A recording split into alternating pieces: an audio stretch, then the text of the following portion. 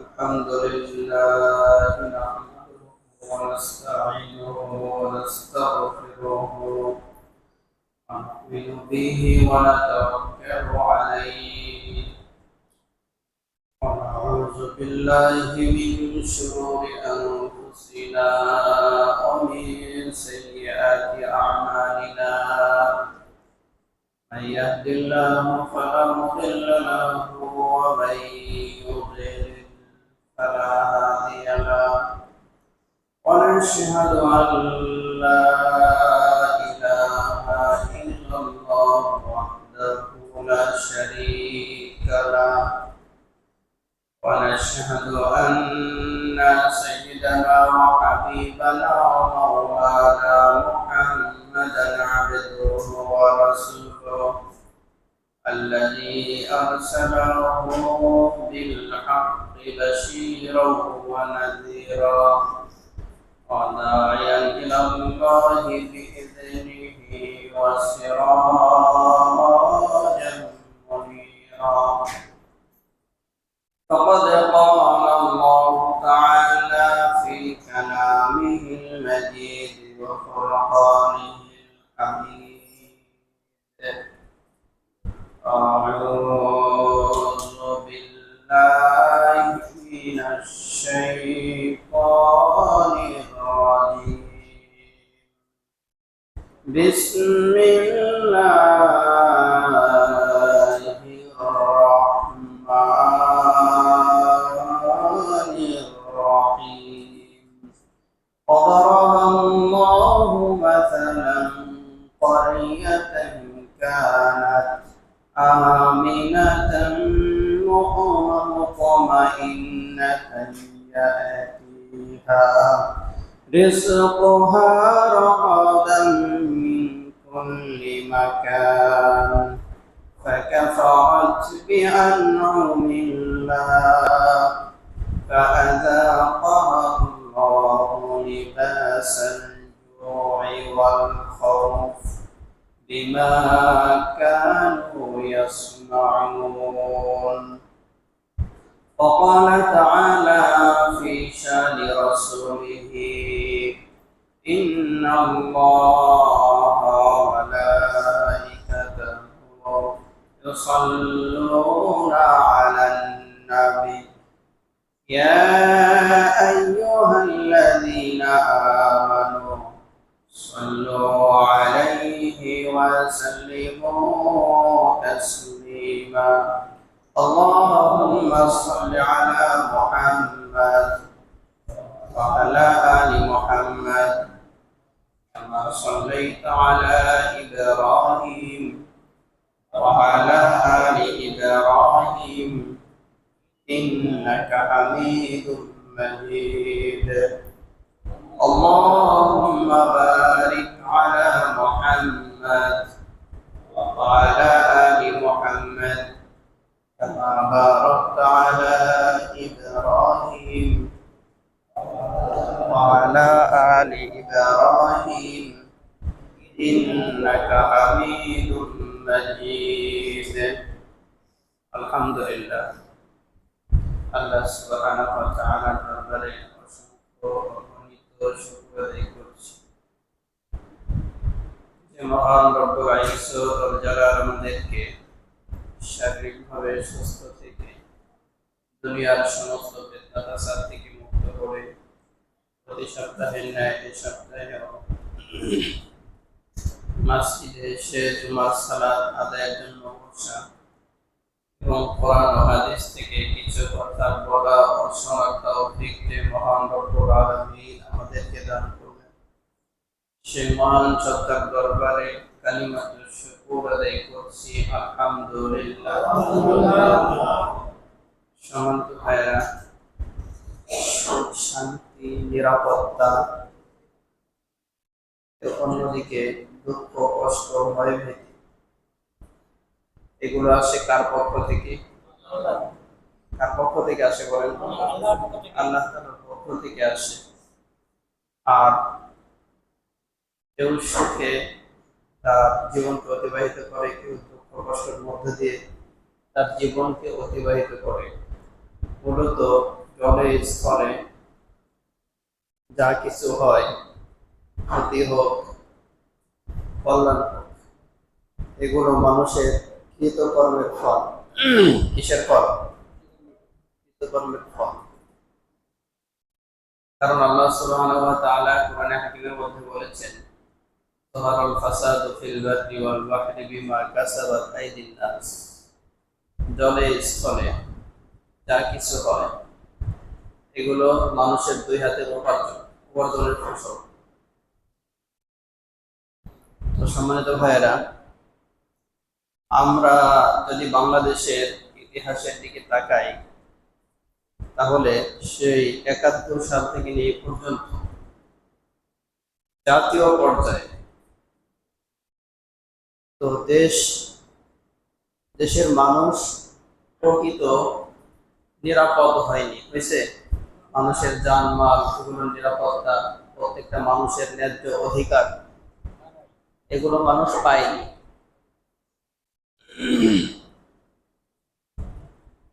অর্থনীতি দেখা যায় অনেক এগিয়ে যায়, আবার পিছিয়ে যায়, এই তো অবস্থা। তো দেশে সুশাসন, ইনসাফ প্রতিষ্ঠিত হয়নি। জাতীয় পর্যায়ে মানুষ অশান্তি দূর করতে পারেনি। আর ২-১% দেখা গেল ব্যবসা বাণিজ্য করে তারা এগিয়েছে। সম্মানিত ভাইয়েরা, তাহলে আমরা কি প্রকৃত সুখ শান্তি আর সমৃদ্ধশালী হতে পেরেছি? সুখী হতে পেরেছি? সমৃদ্ধশালী হতে পেরেছি? হতে পারেনি। আল্লাহ রাব্বুল আলামিন কোরআনে হাকিমের মধ্যে সূরাতুন নাহল এর ১১২ নম্বর আয়াতের মধ্যে খুব চমৎকার করে একটি জনপদের কথা আল্লাহ রাব্বুল আলামিন উল্লেখ করেছেন। তারা সুখে ছিল, শান্তিতে ছিল, তারা সমৃদ্ধশালী ছিল। তাদের কথা আল্লাহ রাব্বুল আলামিন উল্লেখ করলেন সূরাতুন নাহলের মধ্যে। এখান থেকে আমাদের শিক্ষা নিতে হবে। যদি শিক্ষা নিয়ে আমরা রাষ্ট্রীয়ভাবে এগিয়ে যেতে পারি, তাহলে এই জাতি হবে একটা মডেল জাতি। এই বাংলাদেশ গোটা ওয়ার্ল্ডের মধ্যে একটি মডেল রাষ্ট্র হবে। আসলে মজার ব্যাপার কি জানেন? মানুষ সুখ শান্তি খুঁজে অশান্তির রাস্তায় গিয়ে। আল্লাহ রাব্বুল আলামিন দেখেন মাছের শান্তি রাখছেন কিসের মধ্যে বলেন তো? ওই মাছকে আপনি কি করলেন? পুকুরের ভিতর থেকে, অথবা নদীর ভিতর থেকে, অথবা সমুদ্রের ভিতর থেকে ওই মাছগুলোকে উঠিয়ে যদি এসি রুমের মধ্যে রেখে দেন, ওর ভালো লাগবে? শান্তিতে থাকবে? মজা লাগবে না? মজা লাগবে না। কারণ ওর শান্তি আল্লাহ রাব্বুল আলামিন রাখছেন কোথায়? পানির মধ্যে। পানি ছাড়া ওর শান্তি নেই, পানি ছাড়া ওর শান্তি নেই, আপনি যতই ভিআইপি স্থানে রাখেন না কেন। আমরা দেখতে পাচ্ছি মানব জাতি শান্তি খোঁজে, সুখ খোঁজে, নিরাপত্তা খোঁজে, সমৃদ্ধশালী হতে চায়, কিন্তু যে রাস্তায় গেলে সফলতা আসবে সেই রাস্তাকে বাদ দিয়ে অশান্তির রাস্তায় হেঁটে মানুষ শান্তি খোঁজে। জীবনও সম্ভব না এটা। উদাহরণস্বরূপ বলা যেতে পারে, আপনি ঢাকায় যাবেন। কোথায় যাবেন? ঢাকায় যাবেন। তো এখান থেকে ঢাকা যেতে হলে আপনার ঢাকাগামী যে গাড়ি আছে সেই গাড়িতে উঠতে হবে, ঠিক না? এখান থেকে মনে করেন আপনি এখান থেকে গেছেন ফরিদপুর বাস টার্মিনালে, সেখানে যাওয়ার পর 2 রোডে গাড়ি যায়। একটা হলো বরিশাল রোডে, ফরিদপুর টু বরিশাল, আর একটা হলো ফরিদপুর টু ঢাকা। আপনার যাওয়া লাগবে ঢাকা, আপনি কোন গাড়িতে উঠবেন? ঢাকাগামী গাড়িতে নাকি বরিশালগামী গাড়িতে? কিন্তু আপনি কি করতেছেন? ফরিদপুর টু বরিশাল যে গাড়ি আছে সেই গাড়িতে উঠছেন। আপনার নিয়ত কি? ঢাকা যাবেন। আপনি যত সামনে আগাবেন, এগিয়ে দেখবেন বঙ্গোপসাগর, একটা পর্যায়ে পাবেন কি? বঙ্গোপসাগর। ঢাকা যেতে পারবেন? যতই কান্নাকাটি করেন না কেন, ঢাকা যেতে পারবেন না। আর আপনার কান্নাকাটি করার দরকার নাই, দোয়াও করতে হবে না। আপনি এখান থেকে সরাসরি যাবেন কোথায়? ফরিদপুর বাস টার্মিনালে যান। ফরিদপুর টু ঢাকার যে গাড়ি আছে সেই গাড়িতে ওঠেন, 3 ঘন্টা 3.5 ঘন্টা পরে দেখবেন আপনি ঢাকায়। তো সম্মানিত ভাইয়েরা, আমরা শান্তি খুঁজছি অশান্তির পথে হেঁটে, ঠিক না? আমরা নিরাপত্তা খুঁজছি, আমার ন্যায্য অধিকার আমরা খুঁজছি অশান্তির পথকে বেছে নিয়ে, যা জীবনেও সম্ভব না। ওই পথে শান্তি, নিরাপত্তা, আইনের শাসন, সুশাসন প্রতিষ্ঠিত হওয়া কোনোদিনও সম্ভব না। তো সম্মানিত ভাইয়েরা, সেজন্য সঠিক পথ আমাদের খুঁজে বের করতে হবে। সঠিক পথে আমার আপনার লাইফকে পরিচালিত করতে হবে। যদি আমাদের রাষ্ট্র পারে, তাহলে গোটা ওয়ার্ল্ডের মধ্যে এই রাষ্ট্র হবে একটি মডেল রাষ্ট্র, এই জাতি হবে একটা মডেল জাতি, যেটি বিশ্বনবী সাল্লাল্লাহু আলাইহি ওয়াসাল্লাম গোটা ওয়ার্ল্ডবাসীকে উপহার দিয়ে গেছে। আমরা সকলে জানি, যে যুগে বিশ্বনবী সাল্লাল্লাহু আলাইহি ওয়াসাল্লামকে আল্লাহ রাব্বুল আলামিন পাঠালেন, সেই যুগের নাম ছিল কি? আইয়ামে জাহিলিয়া, বর্বরতার যুগ, অন্ধকারাচ্ছন্নতার যুগ, মূর্খতার যুগ। সেই যুগকে বিশ্বনবী সাল্লাল্লাহু আলাইহি ওয়াসাল্লাম মাত্র 10 বছর মেহনত করে এমন একটি যুগ উপহার দিলেন গোটা বিশ্ববাসীকে। বিশ্বনবী সাল্লাল্লাহু আলাইহি ওয়াসাল্লাম বললেন, খায়রুল কুরুনি করনি, ও বিশ্ববাসী, আমি নবীর যুগ সর্বশ্রেষ্ঠ যুগ।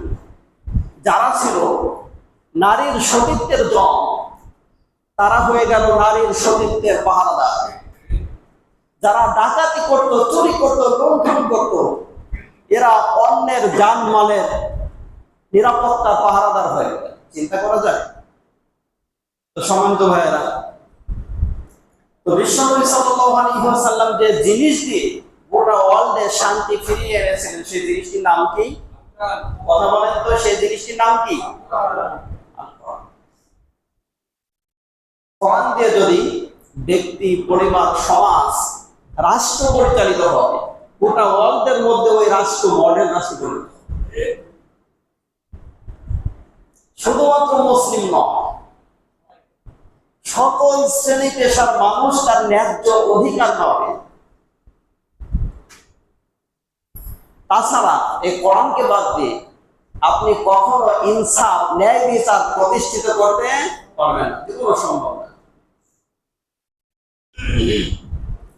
তো সম্মানিত ভাইয়েরা, এই 71 সাল থেকে এই পর্যন্ত আমরা দেখেছি, তো কেউ কি করেছে? বেগম পাড়া অর্থ পাঠিয়েছে, কেউ পাঠিয়েছে সাহেব পাড়া, কেউ পাঠিয়েছে সুইস ব্যাংকে, এই তো। আর আমাদের অবস্থা কি? আমাদের ভাগ্যের কোন পরিবর্তন হয়। এর জন্য দায়ী শুধুমাত্র শাসক গোষ্ঠী নয়, এর জন্য জনগণ দায়ী। কারা দায়ী? কারণ আমাদের উপরে যে নেতা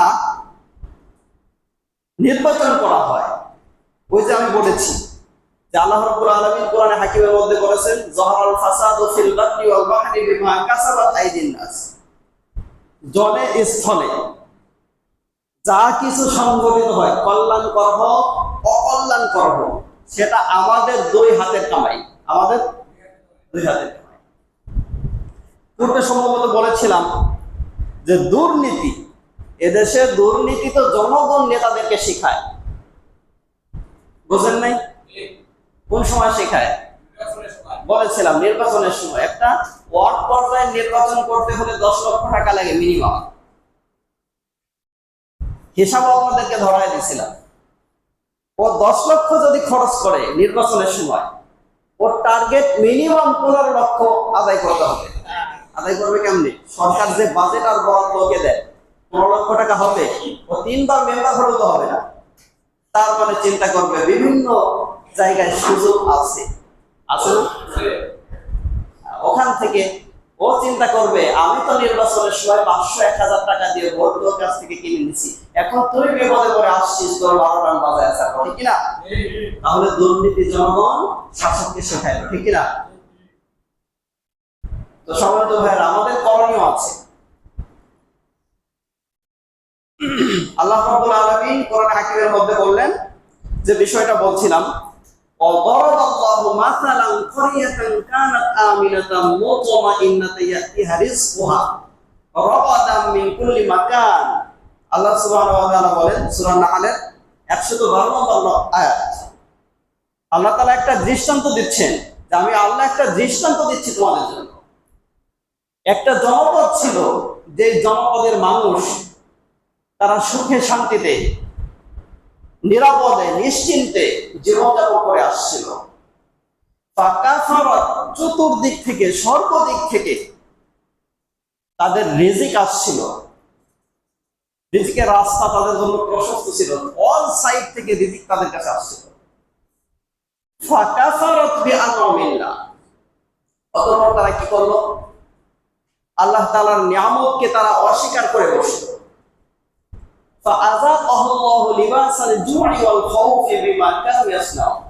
আল্লাহ সুবহানাহু ওয়া তাআলা বলেন, তাদেরকে আমি আল্লাহ তাআলা আস্বাদন করালাম ক্ষুধা, দুর্ভিক্ষের এবং ভীতির স্বাদ। কিসের স্বাদ? ভয়ের স্বাদ। তারা যে নিরাপত্তার সাথে জীবনযাপন করছিল, তাদের মধ্যে কোনো রকমের ভয় ভীতি ছিল না। চতুর্দিক থেকে রিজিক আসতেছিল, আরামায়েশে তারা জীবনযাপন করছিল। কিন্তু আল্লাহ রাব্বুল আলামিনের নিয়ামতকে অস্বীকার করার কারণে, কুফরি করার কারণে, প্রত্যাখ্যান করার কারণে আল্লাহ রাব্বুল আলামিন ওদেরকে দুইটি শাস্তি দিলেন। কয়টি শাস্তি? ওরা কিন্তু সমৃদ্ধশালী ছিল, রিজিকের কোনো সংকীর্ণতা ওদের ছিল না, সুখ শান্তিতে জীবনযাপন করছিল, ওরা নিশ্চিন্তে জীবনযাপন করছিল, ওদের ভিতরে ছিল না। মানুষ চায় মূলত জীবনে লাইফে দুইটি জিনিসই চায়, একটা হলো খোদার সময় অন্ন, আর একটা হলো ভয়ের সময় নিরাপত্তা। ঠিক না? মূলত কয়টি জিনিস চায় মানুষ? দুটি জিনিস চায়। যেমন সূরা কুরাইশের মধ্যে আল্লাহ রাব্বুল আলামিন বললেন, আল্লাযী আত'আমাহুম মিন জু'ইন ওয়া আমানাহুম মিন খাউফ। আল্লাহ তাআলা কুরাইশবাসীকে বলছেন, ও মক্কার কুরাইশেরা, তোমরা ভয়ের সময় নিরাপত্তা চাও, খোলার সময় অন্ন চাও। যারা এই দুটি জিনিস চাও, তারা এই ঘরের যে মালিক রয়েছে, এই বাইতুল্লাহর যে মালিক রয়েছে, ফালিয়াবুদু রাব্ব হাযাল বাইত, তারা যেন এই ঘরের মালিকের ইবাদত করে। কার ইবাদত করে? তাহলে এখানে আল্লাহ রাব্বুল আলামিন শুধুমাত্র কুরাইশদের দিকে ইঙ্গিত করেননি, গোটা ওয়ার্ল্ডবাসীর জন্য এখানে শিক্ষা রয়েছে। যারা ভয়ের সময় নিরাপত্তা চায়, খোদার সময় অন্ন চায়, এদেরকে আল্লাহর গোলামি করতে হবে। কার গোলামি করতে হবে? কথা বলেন, কার গোলামি করতে হবে? আল্লাহর গোলামি করতে হবে। তো আমরা যে কথা বলছিলাম, এই আয়াতের তাফসীর করতে গিয়ে সূরাতুল নাহলের 112 নম্বর আয়াত থেকে আমরা কথা বলছিলাম। এই জনপদের মানুষকে আল্লাহ রাব্বুল আলামিন এদের থেকে ভয় উঠিয়ে নিয়েছিলেন। এদের কোনো প্রাণের ভয় ছিল না, অর্থনৈতিক ক্ষতিগ্রস্ত হওয়ার কোনো ভয় ছিল না, এদের রিজিকের কোনো সংকীর্ণতা ছিল না, এটা সমৃদ্ধশালী ছিল। তো এরা কি করলো? আল্লাহর এই নিয়ামতকে অস্বীকার করলো।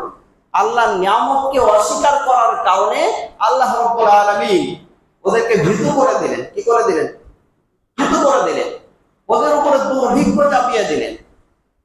এমন দুর্ভিক্ষ আমি একটু যখন আয়াতের ব্যাখ্যার দিকে আসছে তখন বলবো বিষয়টা। তো এই জনপদের বলতে আল্লাহ রাব্বুল আলামিন কোন দিকে ইঙ্গিত করেছেন, এই আয়াতে তাফসীর করতে গিয়ে হযরত আব্দুল্লাহ ইবনে আব্বাস রাদিয়াল্লাহু আনহু এবং ওনার সঙ্গে অধিকাংশ মুফাসসিরিনে কেরাম একটা মত দিয়েছেন। সেটি হলো, এই জনপদ বলতে আল্লাহ রাব্বুল আলামিন মক্কাবাসীকে বুঝিয়েছেন। কাদেরকে বুঝিয়েছেন? মক্কাবাসীকে আল্লাহ রাব্বুল আলামিন বুঝিয়েছেন, এদের দিকে ইঙ্গিত দিয়েছেন। কারণ আমরা সকলে আরেকটা ইতিহাস জানি, এই যে বাইতুল্লাহকে ধ্বংস করার জন্য এক ব্যক্তি ইয়েমেন থেকে এসেছিল, এক শাসক, তার নাম কি বলেন তো? মাশাআল্লাহ। তো আল্লাহ রাব্বুল আলামিন ওদেরকে পাওয়ার করে দিয়েছিলেন, ফিনিশ করে দিয়েছিলেন ওদেরকে। আল্লাহর বড় কোনো মাখলুকের মাধ্যমে না, ছোট্ট মাখলুকের মাধ্যমে। সে মাখলুকের নাম কি? ছোট্ট ছোট্ট পাখি। ক্ষুদ্র পাখি, ওদের পায়ে ছোট্ট ছোট্ট পাথর। ওই পাথর এক একটা পাখির পায়ে এক একটা করে পাথর, দুইটা করে পাথর ছিল, এক পায়ে একটা আর এক পায়ে একটা। পাথররা উপরের দিকে নিয়ে ঠোঁটের, কেউ কোন কোন মুফাসসির এই সূরা ফিলের তাফসীর করতে গিয়ে এটাও লিখেছেন যে কারো কারো ঠোঁটের ছিল, ওরা উপর থেকে নিয়ে ছেড়ে দিয়েছে। আর আব্রাহার যে বাহিনী ছিল, সাঙ্গপাঙ্গ ছিল, ওদের শরীরের যেখান দিয়ে ওইটা ঢুকেছে, এক জায়গা দিয়ে ঢুকছে আর এক জায়গা দিয়ে বের হয়ে গেছে। ওরা ওই বাহিনীকে নিঃশেষ করে দিলেন কে? ওদের অপরাধ ছিল আল্লাহর ঘরকে ওরা ধ্বংস করতে এসেছিল। কি করতে এসেছিল? তাহলে এই সমৃদ্ধশালী ছিল মক্কার কুরাইশেরা, নিরাপদ নিশ্চিন্তে বসবাস করছিল ওরা। কিন্তু ওদের কাছে আল্লাহ রাব্বুল আলামিন নিয়ামত পাঠালেন। কি পাঠালেন? নিয়ামত পাঠালেন। আল্লাহ সুবহানাহু ওয়া তাআলা এই সূরাতুল নাহলের 13 নম্বর আয়াতের মধ্যে 113 নম্বর আয়াতের মধ্যে স্পষ্ট করেছেন কি নিয়ামত পাঠালেন। ওয়ালাকাদ জাআহুম রাসূলুম মিনহুম ফাকাযযাবুহু ফাআখাযাহুমুল আযাবু ওয়া হুম যালিমুন। তাদের কাছে নিয়ামত আল্লাহ রাব্বুল আলামিন পাঠালেন বিশ্বনবী মুহাম্মদ রাসূলুল্লাহ সাল্লাল্লাহু আলাইহি ওয়াসাল্লাম। তাহলে বিশ্বনবী সাল্লাল্লাহু আলাইহি ওয়াসাল্লাম গোটা ওয়ার্ল্ডবাসীর জন্য নিয়ামত, গোটা ওয়ার্ল্ডবাসীর জন্য নিয়ামত। গোটা ওয়ার্ল্ডে যত মাখলুক রয়েছে সমস্ত মাখলুকের জন্য বিশ্বনবী সাল্লাল্লাহু আলাইহি ওয়াসাল্লাম নিয়ামত। কিন্তু এই নিয়ামতকে ওরা অস্বীকার করে বসে। বিশ্বনবী সাল্লাল্লাহু আলাইহি ওয়াসাল্লাম বলেন, বলো লা ইলাহা ইল্লাল্লাহ, তোমরা বলো আল্লাহ ছাড়া কোনো ইলাহ নাই, ইবাদতের উপযুক্ত কেউ নাই, আল্লাহ ছাড়া কারো আইন মানি না, আল্লাহ ছাড়া কারো গোলামি করি না। এই কথা বলো। বহুত্ববাদকে প্রত্যাখ্যান করো, একত্ববাদকে গ্রহণ করো। কিন্তু ওরা কি করলো? সেই বিশ্বনবী মুহাম্মদ সাল্লাল্লাহু আলাইহি ওয়াসাল্লামকে হত্যা করার জন্য ষড়যন্ত্রে লিপ্ত হয়ে গেল। কোরআনে হাকিমের মধ্যে আল্লাহ রাব্বুল আলামিন উল্লেখ করেছেন, ওয়াইদ ইয়ামকুরুকাল্লাযীনা কাফারু লিইউসবিতুকা আও ইয়াকতুলুকা আও ইউখরিজুকা। বিশ্বনবী সাল্লাল্লাহু আলাইহি ওয়াসাল্লামকে ওরা হত্যার জন্য 82 বার ষড়যন্ত্র করেছিল। কতবার? কতবার? কথা বলেন তো। 82 বার। চিন্তা করা যায়? তারপরে আল্লাহ রাসূল সাল্লাল্লাহু আলাইহি ওয়াসাল্লামের যে সাহাবায়ে কেরাম ছিলেন, যারা বিশ্বনবী সাল্লাল্লাহু আলাইহি ওয়াসাল্লামের উপরে ঈমান এনেছিলেন, ওনার আদর্শকে গ্রহণ করেছিলেন, অ্যাকসেপ্ট করেছিলেন, তাদেরকেও শহীদ করা হলো। তাদেরকেও বাড়িঘর, অর্থকরী সবকিছু তাদের থেকে ছিনিয়ে নেওয়া হলো। অত্যাচারের স্টিল রোলার তাদের উপরে চালানো হলো। একটা পর্যায়ে বিশ্বনবী সাল্লাল্লাহু আলাইহি ওয়াসাল্লাম তাদের জন্য বদদোয়া করেছিলেন। কি করেছিলেন? একটু কান খারাপ করেন। বিশ্বনবী সাল্লাল্লাহু আলাইহি ওয়াসাল্লাম তাদের জন্য কি করলেন? বদদোয়া করলেন। সেই বদদোয়া কি? আল্লাহ ওদেরকে দুর্ভিক্ষে ফেলো। খোদার যন্ত্রণা কি জিনিস ওরা একটু বুঝুক, ওরা একটু। যদি ইউসুফ আলাইহিস সালাতু ওয়াস সালাম তার জাতির জন্য একটা সময় করেছিলেন, বিশ্বনবী সাল্লাল্লাহু আলাইহি ওয়াসাল্লাম বদদোয়া করলেন, আল্লাহ ওদের উপরে ভয় ভীতি চাপিয়ে দিন, ওদেরকে দুর্ভিক্ষ চাপিয়ে দিন, ওদের উপরে অর্থনৈতিক সংকট তৈরি করে দিন।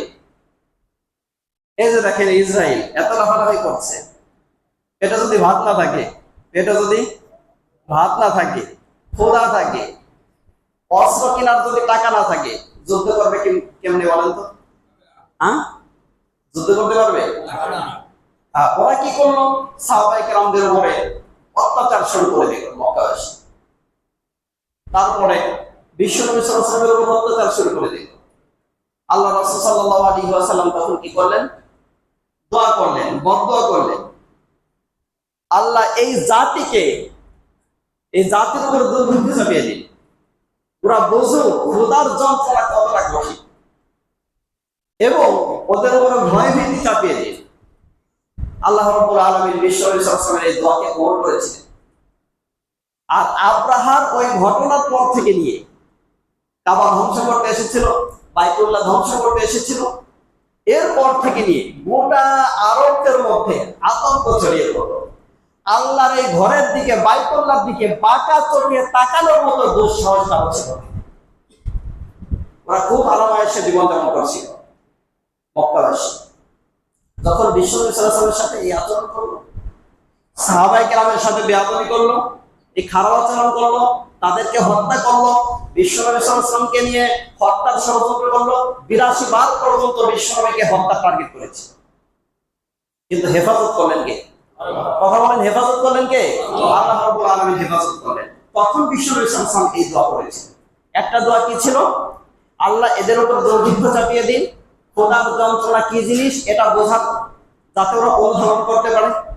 দ্বিতীয় নম্বর দোয়া করেছিলেন, এদেরকে কি করে দিন? নিরাপত্তাহীন করে দিন, ভয় ভীতি এদের উপরে চাপিয়ে দিন। আসলে আল্লাহ ওয়ালাদের সাথে যারা বেয়াদবি করে, কি করে? আল্লাহ ওয়ালা যারা আছে এদের সাথে যারা বেয়াদবি করে, তারপরে নবী রাসূলদের সাথে যারা বেয়াদবি করে, ওদের কপাল পুড়িয়ে দেন কে? এই কথা বলেন, কপাল পুড়িয়ে দেন কে? আল্লাহ রাব্বুল আলামিন পুড়িয়ে দেন। ওই যে আমরা বলেছিলাম ফ্রান্সের বিরুদ্ধে আপনারা মিছিল করেছিলেন, ঠিক না? কুখ্যাত কার্টুনিস্টের বিরুদ্ধে মিছিল করেছিলেন। যদিও ওই রাষ্ট্র ওকে কি করলো? বিশ্বনবী সাল্লাল্লাহু আলাইহি ওয়াসাল্লামকে নিয়ে কটাক্ষ করার ফলে ওর প্রমোশন হলো, পুলিশ ওর সাথে গার্ড দেওয়া হলো রাষ্ট্রীয়ভাবে, ও যদি বাথরুমেও যায় গার্ড ওর সাথে সাথে আছে। কিন্তু মজার ব্যাপার হলো, মানুষ যতই মানুষকে নিরাপত্তা দেওয়ার চেষ্টা করুক না কেন, আল্লাহ যদি কাউকে নিরাপত্তাহীন করে দেন, ওর নিরাপত্তা দেওয়ার মতো পৃথিবীতে কি হয়? কিন্তু আল্লাহ রাসূলকে যারা গালি দেয়, ইমানদারদেরকে যারা অন্যায়ভাবে কষ্ট দেয়, এদের জন্য অভিশাপ, ধ্বংস, দুনিয়া আখিরাত উভয় জগতে। এই বদদোয়া করেছেন কি? আল্লাহ রাব্বুল আলামিন করেছেন। কুখ্যাত কার্টুনিস্টের অবস্থা আমরা দেখেছিলাম। একটা গাড়িতে করে যাচ্ছে, পুলিশ তাকে নিরাপত্তা দিচ্ছে, হঠাৎ করে রোডের মাঝখানে আপনার অগ্নি বিস্ফোরণ হয়ে বোঝায় শেষ। ওর সাথে যারা গার্ড ছিল ওরা তাকিয়ে তাকিয়ে দেখতেছে। সেজন্য মুমিনদেরকে যারা কষ্ট দেয়, আল্লাহ ওয়ালাদেরকে যারা কষ্ট দেয়, নবী রাসূলদের সাথে যারা বেয়াদবি করে, এদের দুনিয়া আখিরাত উভয় জগতে ক্ষতিগ্রস্ত করে দেন কি? আল্লাহ রাব্বুল আলামিন। এরা অভিশপ্ত। এই যে মানুষ দেখেন, গুজরাটের কসাই, তার ইন্ধনে রাষ্ট্রীয়ভাবে মুসলিমদের উপর যে অত্যাচার চালানো হয়েছে এখনো চলছে। এখনো স্বজন হারার যে যন্ত্রণা, সন্তান হারার যে যন্ত্রণা, ভাই হারানোর যে যন্ত্রণা, এটা যে কতটা কষ্টের বোঝার জন্য গতকালকের ঘটনায় যথেষ্ট। জানেন না আপনারা কতজন গেছে? 241 জন। কিন্তু মজার ব্যাপার হলো, এগুলো দেখার পরেও কাফের যারা পৃথিবীতে, এদের হুঁশ ফিরে আসে না, এদের হুঁশ ফিরে আসে না ম্যাক্সিমাম। আল্লাহ ওদের হেদায়েত দান করুক। যদি হেদায়েত না থাকে, নমরুদ আবু জেহেলদের যে অবস্থা করেছে, আল্লাহ ওদেরকে ওই ভবিষ্যৎ থেকে নিশ্চিন্ত করে দেন। সবাই বলুন তো আমিন। তো সম্মানিত ভাইয়েরা, যে কথা বলছিলাম আমরা, তো কুরাইশবাসীর জন্য ওরা খুব আরামায়েশে জীবনযাপন করছিল। ওদের মধ্যে ভয় ছিল না, ভীতি ছিল না। আব্রাহার ওই ঘটনার পরে বাইতুল্লাহর দিকে, এমনকি কুরাইশবাসীর দিকে পাকা চোখে তাকানোরও সাহস কেউ পেত না। কিন্তু আল্লাহ রাসূলের সাথে বেয়াদবি করার কারণে, সাহাবায়ে কেরামের সাথে, মুমিনদের সাথে বেয়াদবি করার কারণে আল্লাহ রাব্বুল আলামিন ওদেরকে দুইটি শাস্তি দিলেন। কয়টি শাস্তি? এক নাম্বার, ওদের উপরে দুর্ভিক্ষ চাপিয়ে দিলেন। এই দুর্ভিক্ষের জন্য দোয়া করেছিলেন কে? মুহাম্মদ সাল্লাল্লাহু আলাইহি ওয়াসাল্লাম। এমন দুর্ভিক্ষ আসলো, আজকে তাফসীর ইবনে কাসিরের মধ্যে দেখছিলাম, এমন দুর্ভিক্ষ আল্লাহ রাব্বুল আলামিন ওদের উপরে চাপিয়ে দিলেন। 7 বছর এই দুর্ভিক্ষ স্থায়ী ছিল। কত বছর? 7 বছর। উট জবে করে খেতে লাগলো, উটের রক্ত, পচা রক্ত, এমনকি উটের যে পায়খানা ছিল বর্জ্য, এটা দিয়ে শুকিয়ে ওরা খেতে লাগলো, গাছের পাতা খেতে লাগলো। তারপরে এভাবে অর্থনৈতিক সংকট তৈরি হয়ে গেল, সৃষ্টি হয়ে গেল। এরপরে ওরা নিরাপত্তাহীনতায় ভুগতে লাগলো। বিশ্বনবী সাল্লাল্লাহু আলাইহি ওয়াসাল্লাম দোয়া করেছিলেন, বদদোয়া করেছিলেন, ওরা সব সময়ের জন্য। আল্লাহ রাসূল সাল্লাল্লাহু আলাইহি ওয়াসাল্লাম যখন হিজরত করে চলে গেলেন, আপনার হুদায়বিয়ার সন্ধি চুক্তি যখন সংগঠিত হলো, এরপর থেকে ওরা ভয়ের মধ্যে থাকতো। কারণ এরপর থেকে বিশ্বনবী সাল্লাল্লাহু আলাইহি ওয়াসাল্লাম হুদায়বিয়ার সন্ধি সংগঠিত হওয়ার পরে আল্লাহ রাসূল সাল্লাল্লাহু আলাইহি ওয়াসাল্লাম দলে দলে ছোট্ট ছোট্ট জামাতবদ্ধভাবে সাহাবায়ে কেরামদেরকে বিভিন্ন জায়গায় পাঠাতে লাগলেন দ্বীনের দাওয়াত দেওয়ার জন্য। ওই সময় গোটা আরবের মধ্যে আপনার আতঙ্ক সৃষ্টি হয়ে গেল। বিরুদ্ধাচরণ করলে মার খাওয়া লাগতে পারে, এতদিন অত্যাচার করছি, এখন অত্যাচার করলে এটা প্রতিহত করবে। তো এদিক দিয়ে আরবরা সব সময়ের জন্য, কুরাইশরা সব সময়ের জন্য ভয়ের মধ্যে থাকতো, আতঙ্কের মধ্যে থাকতো। না জানি কোন সময় এসে আমাদের উপরে অ্যাটাক করে। কি করে? এই ভীতি ওদের অন্তরে সৃষ্টি করে দিয়েছেন কে? কথা বলেন তো কে? আল্লাহ রাব্বুল আলামিন সৃষ্টি করে দিয়েছেন। আর মূলত এই শাস্তি ওদের উপরে আসছে, অর্থনৈতিক সংকট এবং আপনার ভীতি, ভয় ভীতি, নিরাপত্তাহীনতা, এই শাস্তি ওদের উপর আসছে কিসের জন্য? বিশ্বনবী সাল্লাল্লাহু আলাইহি ওয়াসাল্লামকে আল্লাহ রাব্বুল আলামিন নিয়ামত হিসাবে পাঠালেন। এই নিয়ামতকে প্রত্যাখ্যান করার কারণে, অস্বীকার করার কারণে এবং সাহাবায়ে কেরামের উপরে অত্যাচার আর নির্যাতন করার কারণে। তো সম্মানিত ভাইয়েরা, এখন আসেন সফলতা। সফলতা আসবে কোন পথে? আল্লাহ রাব্বুল আলামিন কোরআন হাকিমের মধ্যে স্পষ্ট করে বলেন, একটা হলো সফলতার জন্য ঈমান লাগবে। কি লাগবে? ঈমান লাগবে। 2 নম্বরে তাকওয়া লাগবে। কি লাগবে? তাকওয়া লাগবে। ঈমান নিয়ে, তাকওয়া নিয়ে যদি কোনো জাতি, যদি কোনো রাষ্ট্র সামনের দিকে অগ্রসর হয়, গোটা ওয়ার্ল্ডের মধ্যে আল্লাহ রাব্বুল আলামিন ওদেরকে মহান করে দিবেন। কি করে দিবেন? এখন আপনি তো বলতে পারেন, তাহলে এই পৃথিবীতে কাফের যারা, ওরাই তো সবচাইতে বেশি সমৃদ্ধশালী, ঠিক না? কি বলেন? ওরাই তো অর্থনৈতিক দিক দিয়ে এগিয়ে আছে, প্রযুক্তির দিক দিয়েও এগিয়ে আছে। তাহলে আমি আপনাকে একটা দৃষ্টান্ত দিই। টেকনোলজির দিক দিয়া, অর্থনৈতিক দিক দিয়া জাপান কিন্তু অনেক এগিয়ে। জানেন আপনারা? জানেন না? আমি বুঝতে পারছি আজকের আলোচনাটা আপনাদের মাথায় নিয়ে অনেক কষ্ট হচ্ছে, কিন্তু বলতে হবে, বিষয়টা আমাদের বুঝতে হবে, আমাদের হুঁশ ফিরে আসার জন্য বলছি। তো সম্মানিত ভাইয়েরা, এই জাপানের ব্যাপারে যাদের আইডিয়া আছে তারা বুঝতে পারবেন আশা করি। জাপান অর্থনৈতিক দিক দিয়ে অনেক এগিয়ে, টেকনোলজির দিক দিয়ে অনেক এগিয়ে, আত্মহত্যার দিক দিয়েও ফার্স্ট। কোন দিক দিয়ে? কথা বলেন। আত্মহত্যা মানুষ কখন করে ভাই? খুব সুখ শান্তিতে আর আরামে এসে থাকবে, ঠিক না? তাহলে কখন করে?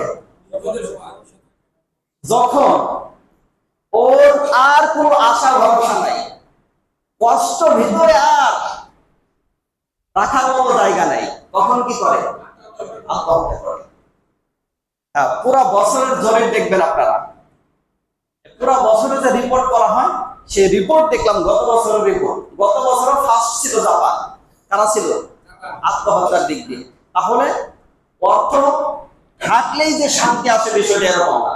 বুঝতে পারছেন? আমি প্রথমেই কিন্তু বলেছি, মাছের শান্তি আল্লাহ রাব্বুল আলামিন রাখছেন কিসের মধ্যে? এই কথা বলেন, কিসের মধ্যে?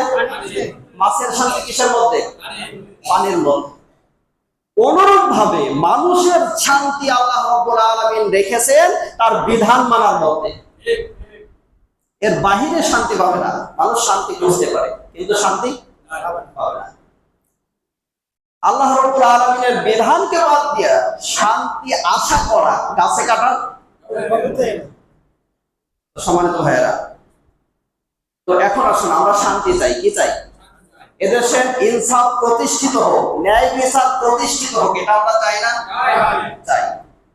সেজন্য এটা যেহেতু চাই, ইনসাফ ন্যায় বিচার প্রতিষ্ঠিত হোক এটা চাই, তাহলে অন্যায়কারীদেরকে নেতা হিসাবে নির্বাচন করবো।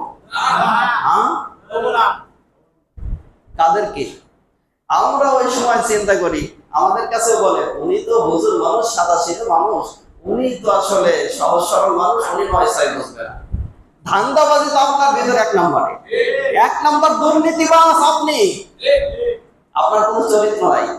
আপনি এই যে জনগণ যেমন, তাদের উপরে নেতাও আল্লাহ রাব্বুল আলামিন ওই কেসেবেলি চাপিয়ে দেন।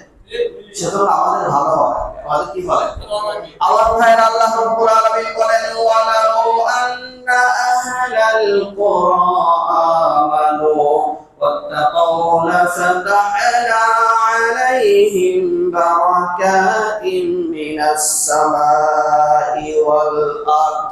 আল্লাহ রাব্বুল আলামিন বলেন, যদি কোনো জনপদের মানুষ ঈমান আনে এবং তাকওয়া অবলম্বন করে, তাহলে আল্লাহ রাব্বুল আলামিন আসমান জমিনের ধনভাণ্ডারের সব দরজাগুলোকে ওপেন করে দিবেন।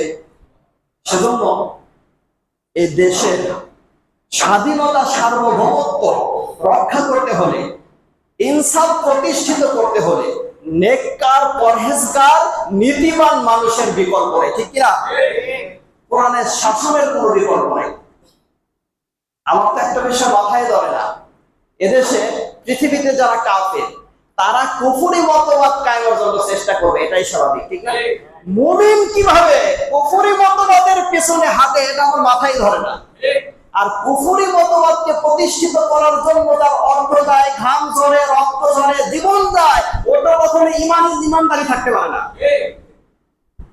আপনার নামাজ, রোজা, হজ, যাকাত কোন কাজে আসবে না যদি কুফরি মতবাদকে প্রতিষ্ঠিত করার জন্য আপনার অর্থ যায়, ঘাম ঝরে, রক্ত ঝরে, জীবন যায়।